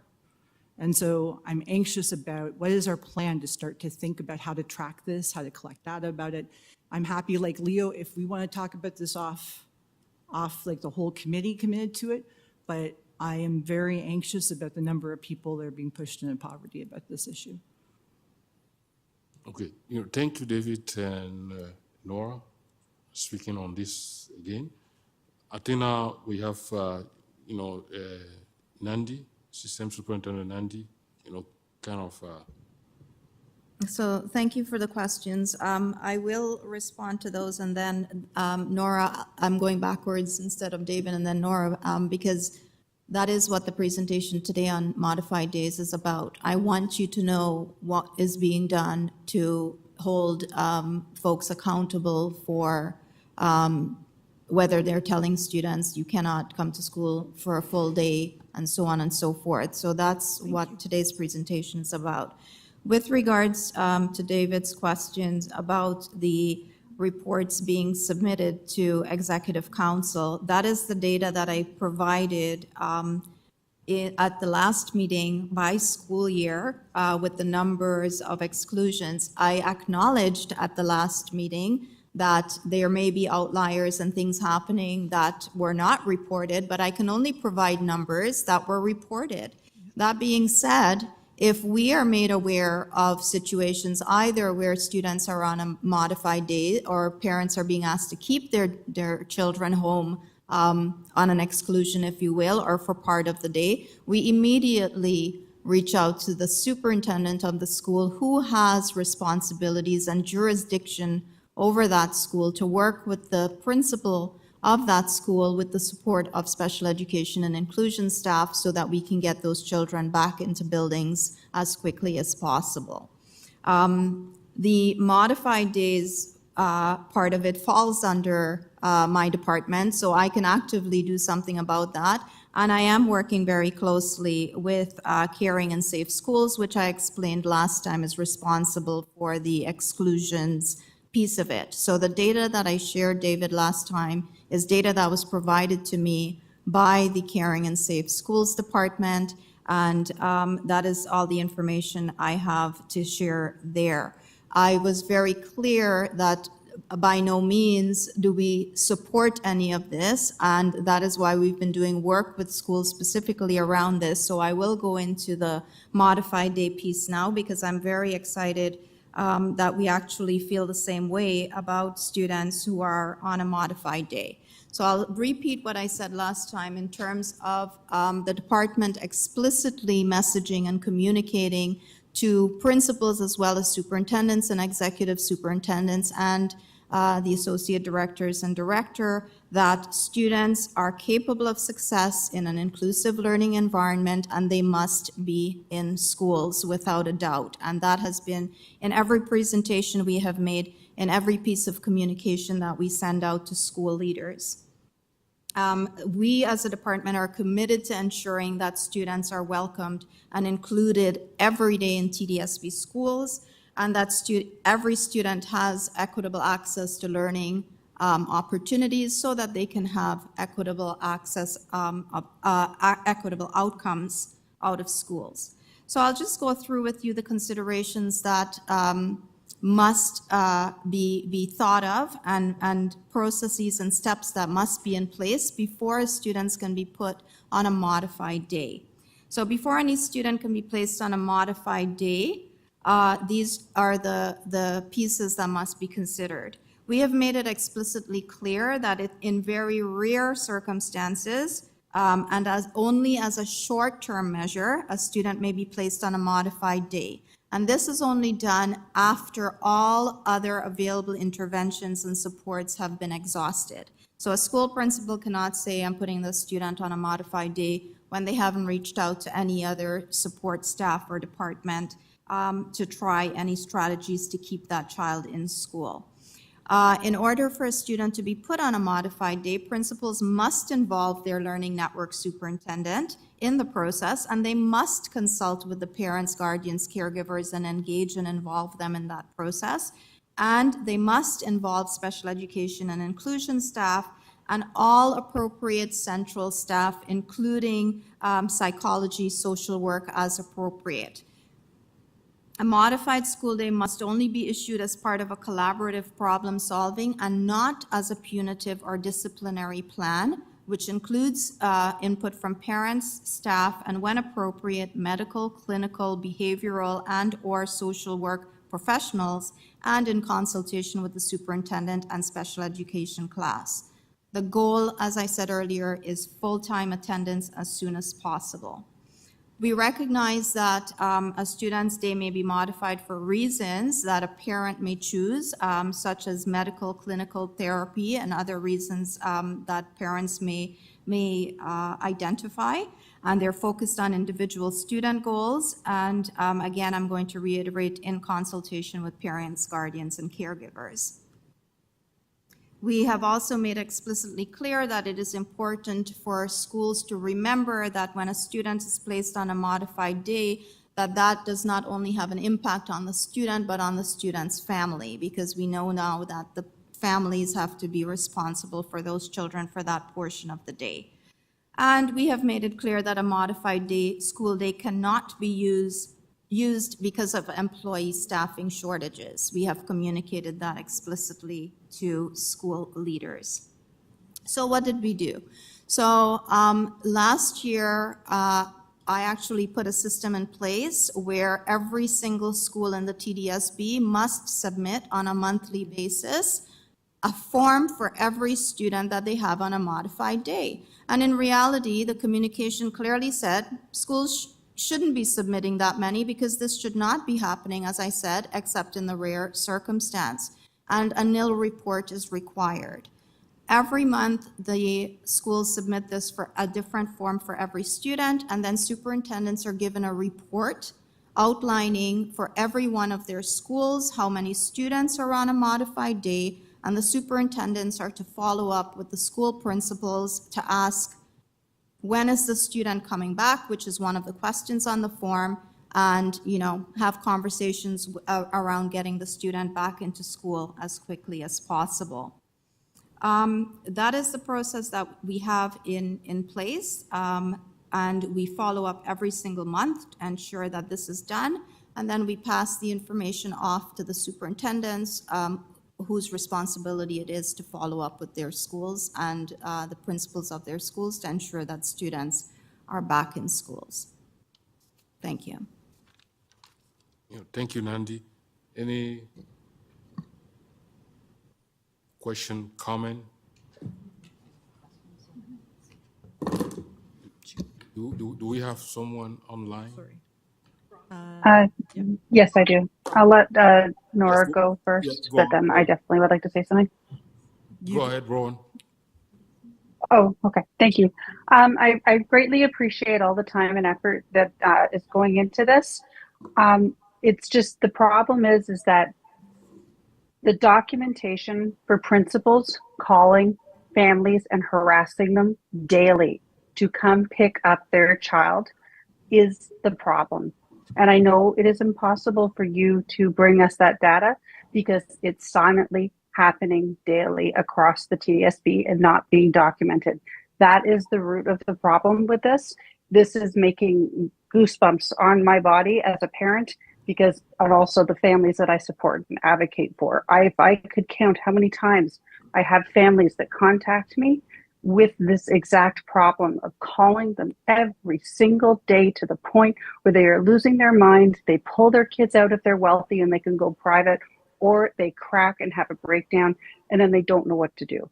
This is the problem, and I want to help you to understand how this is silently happening. And if this was race, it would be huge and it would blow up. And unfortunately, because it's not race, because it's not anything to do with gender or something that can really, cause an explosion, it's being silently happening, and it's been happening for years and years and years. And this is the problem. And I would like it to be acknowledged. As much as your presentation I appreciate, it's completely missing the whole point of what we are trying to bring to this. And I do appreciate it, but this is the problem. And we need to work with you to understand how this needs to just stop immediately. And we need to work on you seeing how this is a big problem. Thank you. Yes, Thank you so much for sharing that, and that's really disheartening to hear. But I'm not naive enough to not believe what you've just said. However, I think by doing that presentation, it's important to share that because up until less than a year ago, we did not have a formal process to get this information, nor did we have an accountability measure in place where superintendents are responsible for connecting with their principals on a monthly basis to have these conversations. What I would appreciate is if we let's work together, like you said, and if there is a particular school, if you can let us know so that we can approach that school and ensure that the supports are in place and that this is not happening. We are proactive and try to be preemptive in our communication, in our professional learning, in our capacity building, and trying to change mindsets. However, if there are things happening that we don't know about, if we continue not to know about them, then we can't address them. So we would appreciate knowing about them so that we can go to the superintendents and the principals and we can provide support so that students are in schools. Okay, thank you, Nandi. Thanks, Rowan. I think we have two more questions and we'll move on. Leo and David. Leo? Thank you, Chair. Yeah, I think staff knows this, but I just want to make a very quick point on this. I think the issue truly that transcends, and we get tons of calls from parents regarding this specific issue. It's very common. It seems to be getting more intense for some reason or another. But one way or another, I think the main thing really is so difficult is because it is a cultural shift, and you know that, right? It's not just about collecting the data.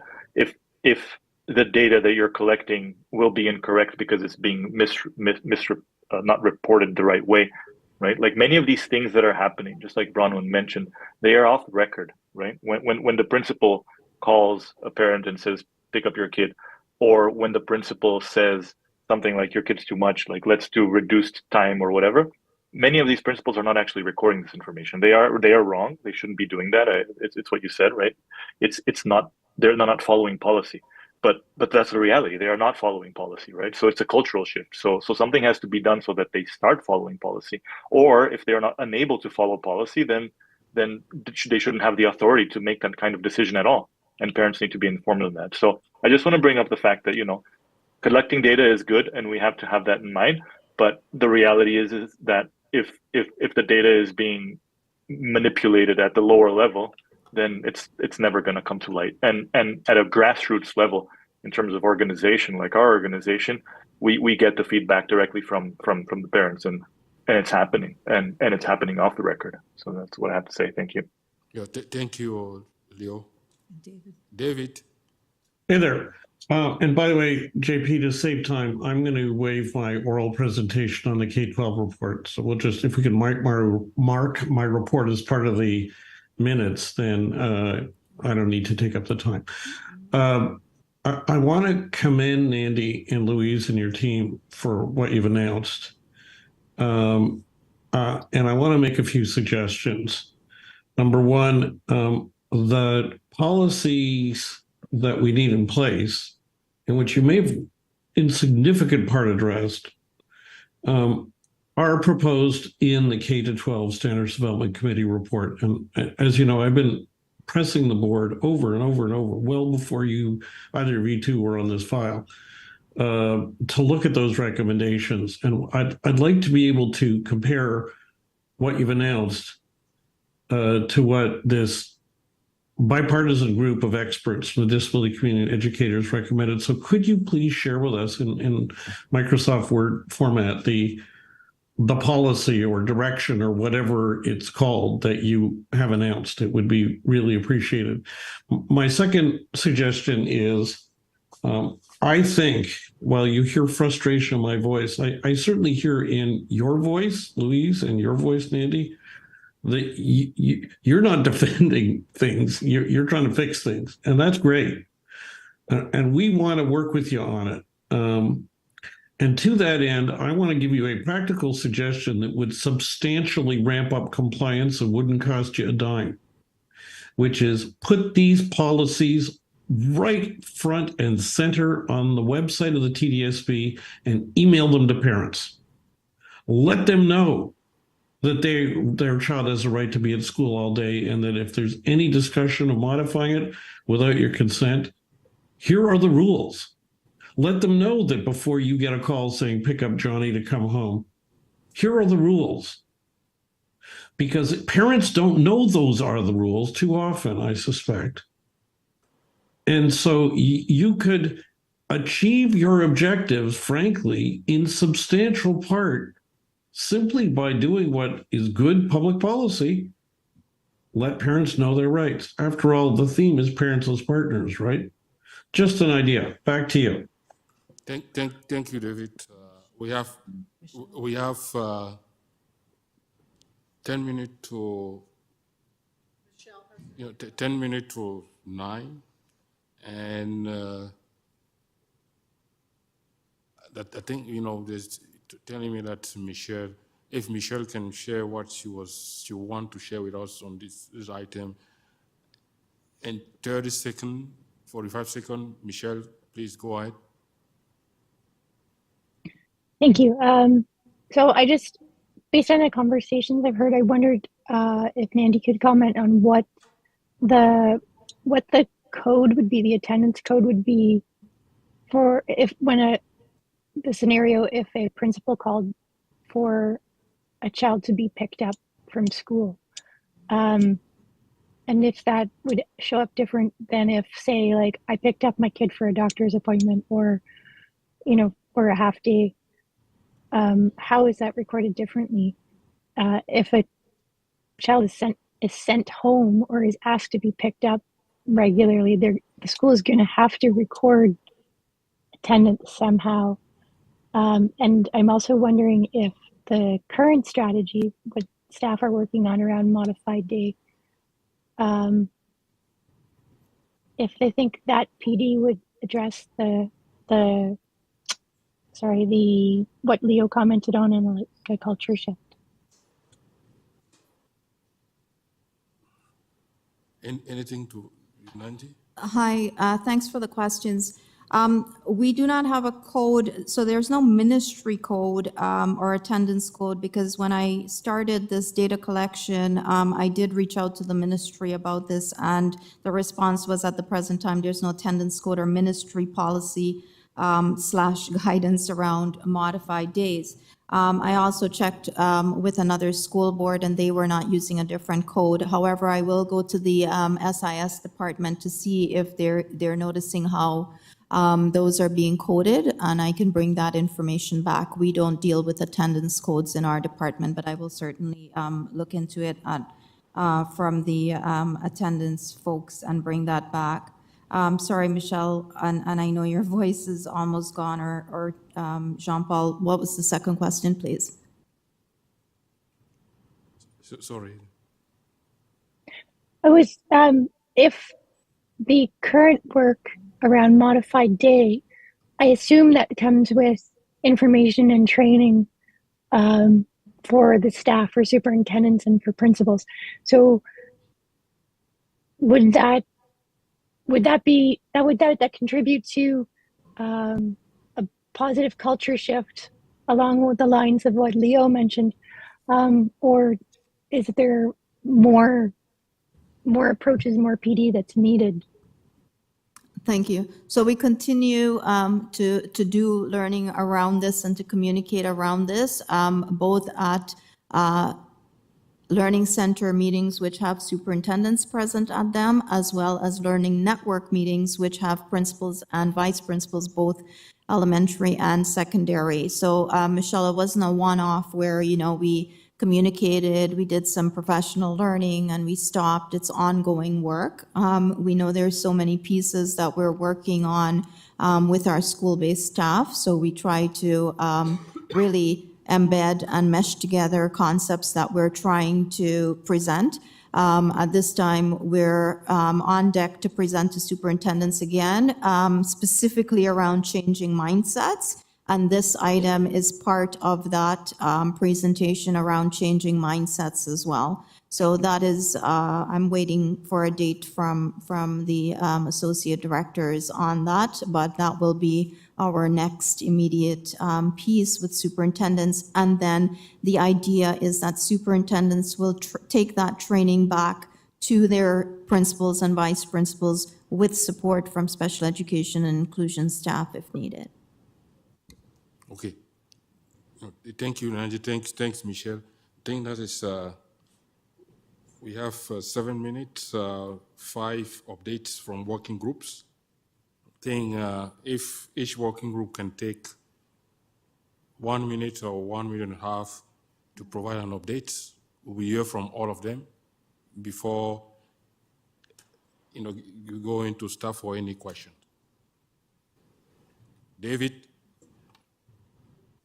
Written report told you everything you need to know. If we could make it part of the minutes, that's all I need to tell you. Hoping we can get some time on the December agenda to talk about getting a communication strategy or giving input on a communication strategy to let families know more about what's available for them. And frankly, the topic we're discussing about refusals to admit would be perfect on that topic as a component of it.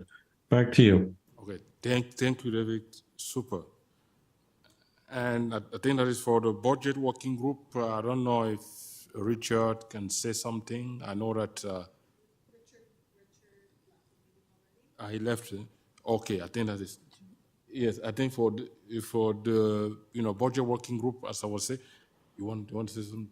So there was a group of us that met with staff to talk about the SIP recommendations to go back to the ministry, and we had collated information. So Leo had sent some things in, and we had shared that with staff, so staff could compile that to send to the ministry about the consultation regarding the SIP and the CF portions of the funding envelope that Craig had shared earlier.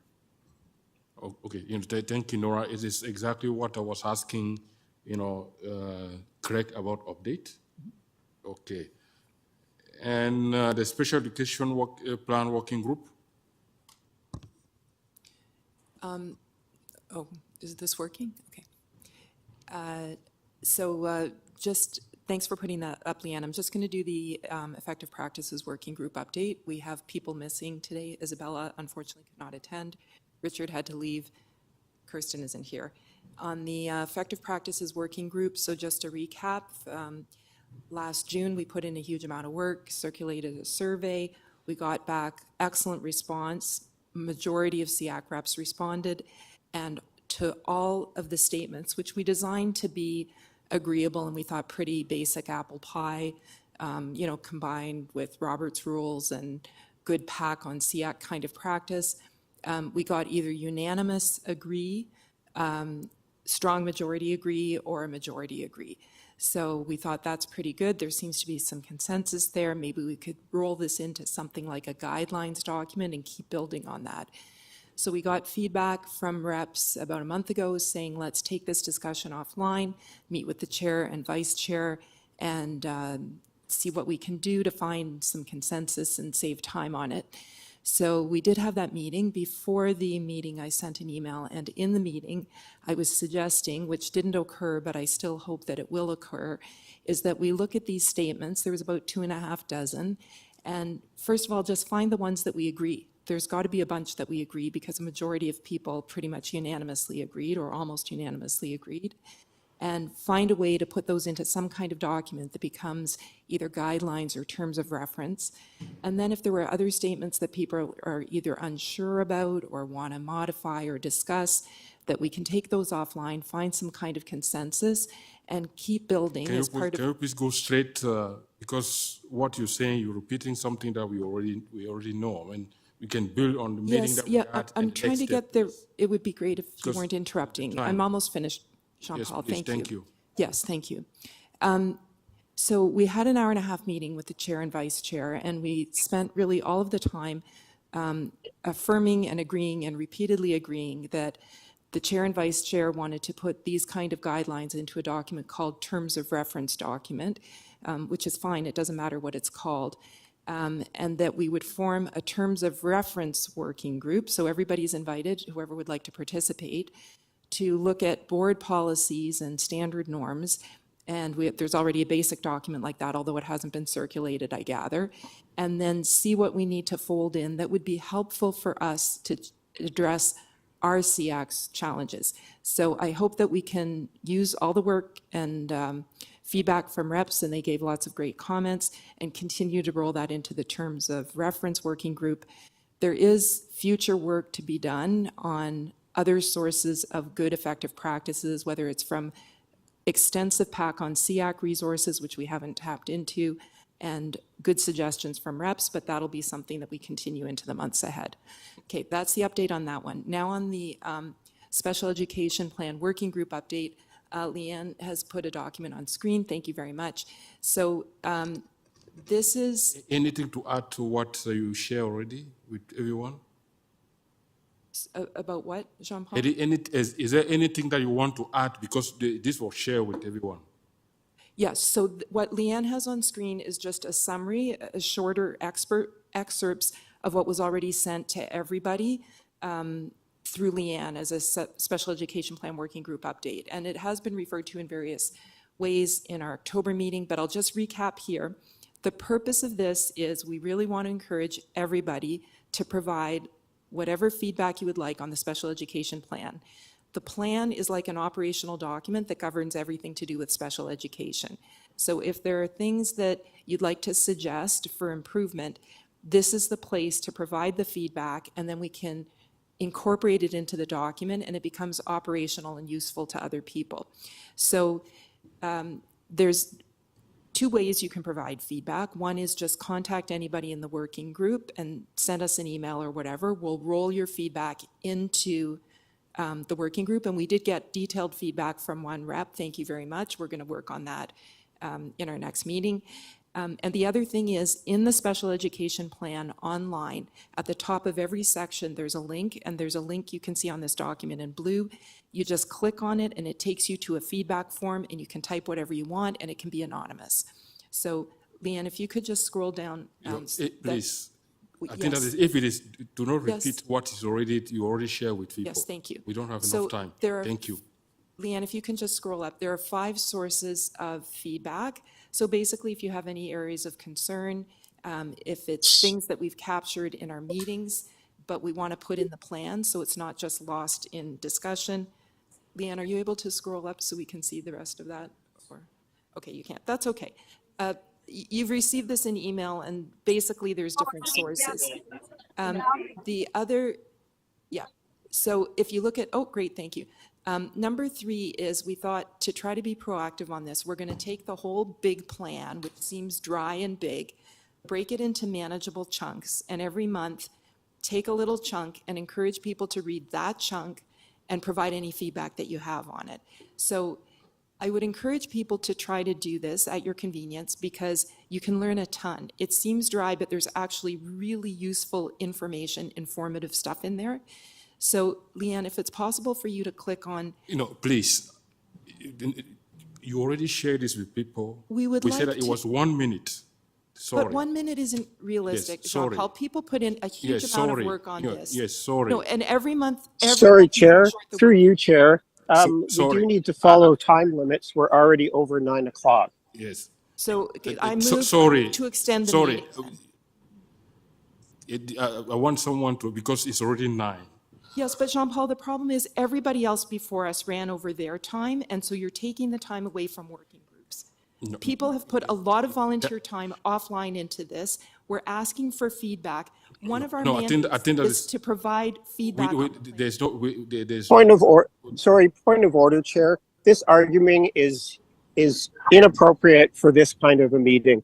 It needs to stop.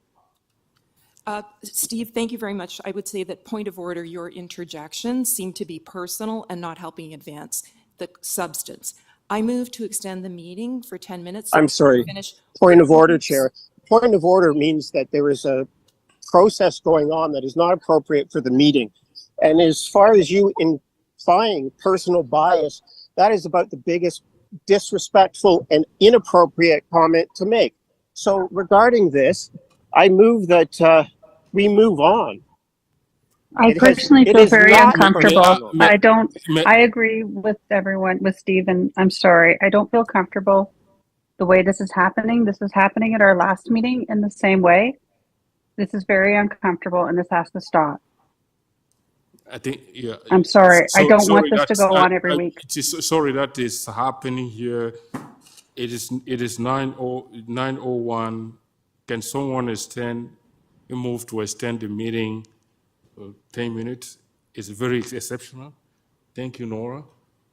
And who is seconding the extension of the meeting?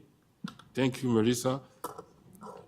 So, sorry, this is very exceptional. I think, Melissa, please wrap up. There's no need to go into detail here. Thank you. Please wrap up.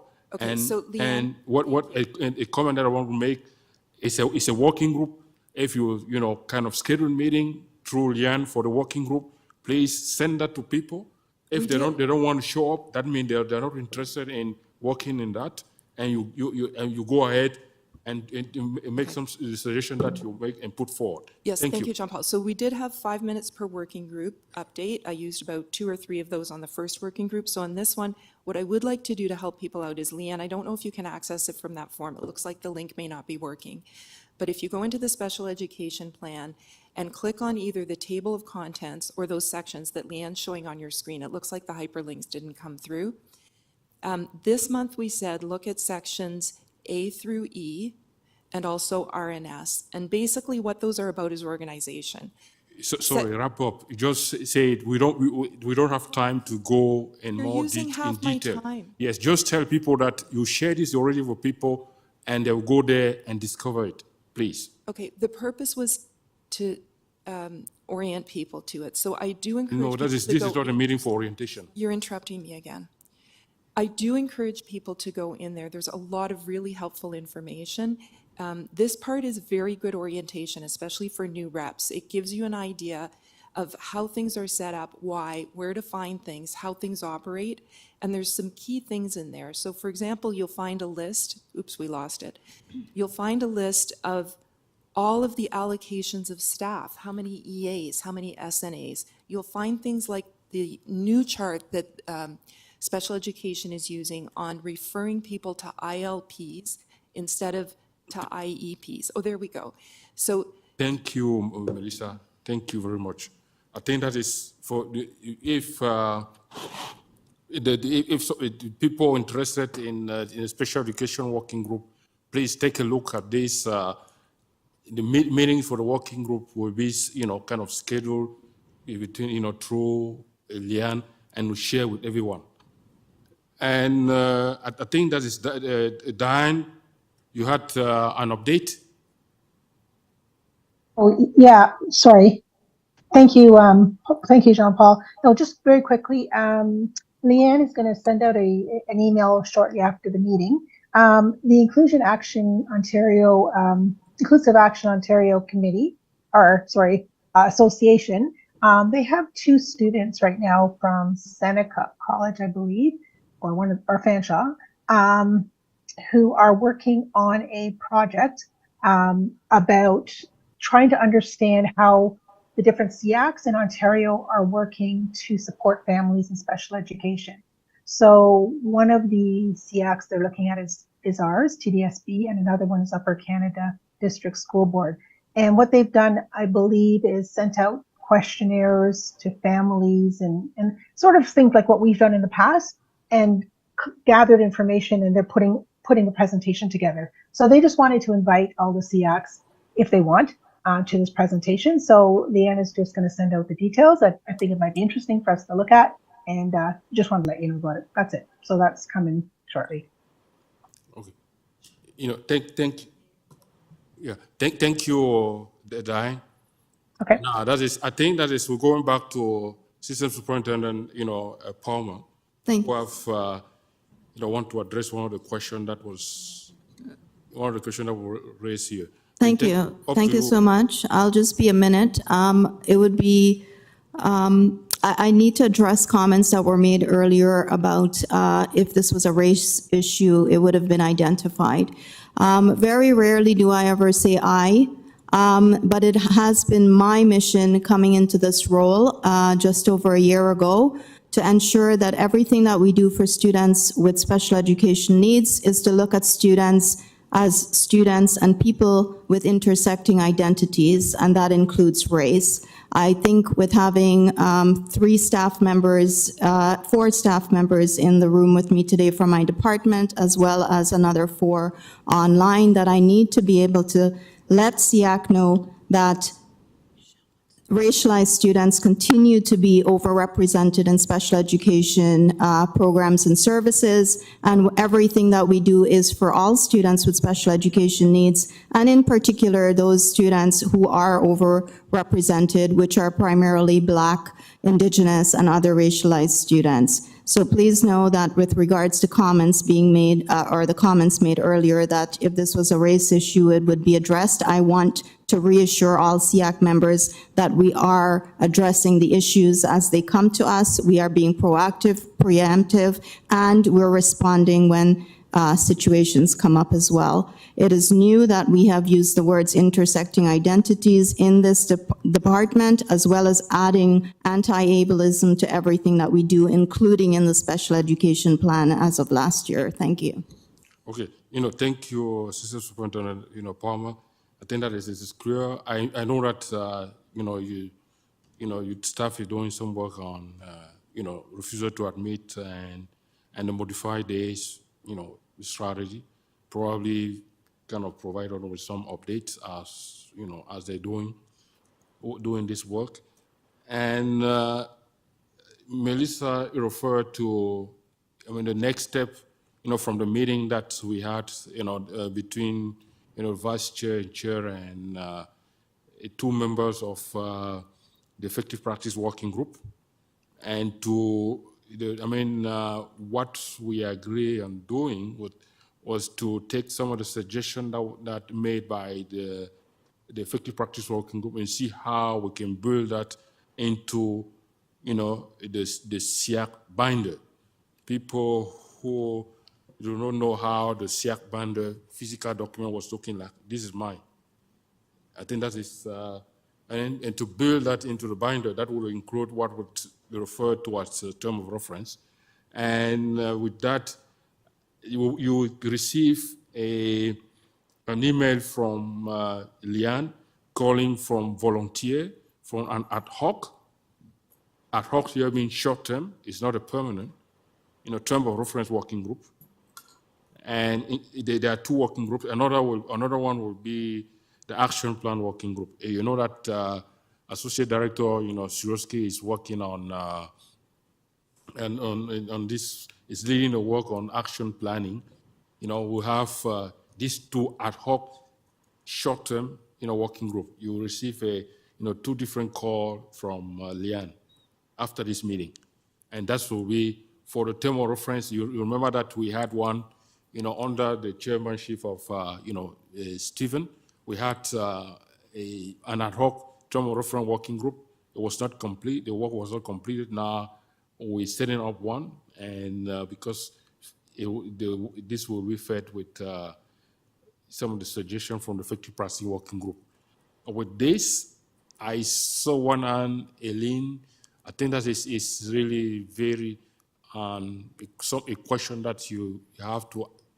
You didn't. Eileen, go ahead, please. I recognize you. No, it's there. Thank you so much. Through you, Mr. Chair, I just want to make a quick comment, and then I'm so excited and really appreciated on the BIPOC highlight, because that's a serious issue in ableism and all those areas that I encounter every day. That's number one, and I'm happy to work offline with a number of individuals that shared about this. That's number one. And I really wanted to, together with Tracy, to see what her thoughts are, because I'm learning about the community that I represent, just to see what are the areas that after school is done, 21 or whatever age when school is finished, in the post-secondary arena, there's a lot of issues still stems, and how can we stabilize the transition plan from school? Yeah, I know, and I'm wrapping up. So, a very last one question, and I know about the attendance issue, and I've seen some AI robotics accountability that could be instilled when a phone call is being made. So I'm going to do offline and share through you, Mr. Chair, about that. Thank you so much. Thank you. Any motion to adjourn the meeting? Thank you, Nora. Anyone seconding? Melissa? No. Anyone? Who? Trustee Patel. Yeah, thank you, Trustee Patel. Thank you, everyone. Have a wonderful rest of the evening.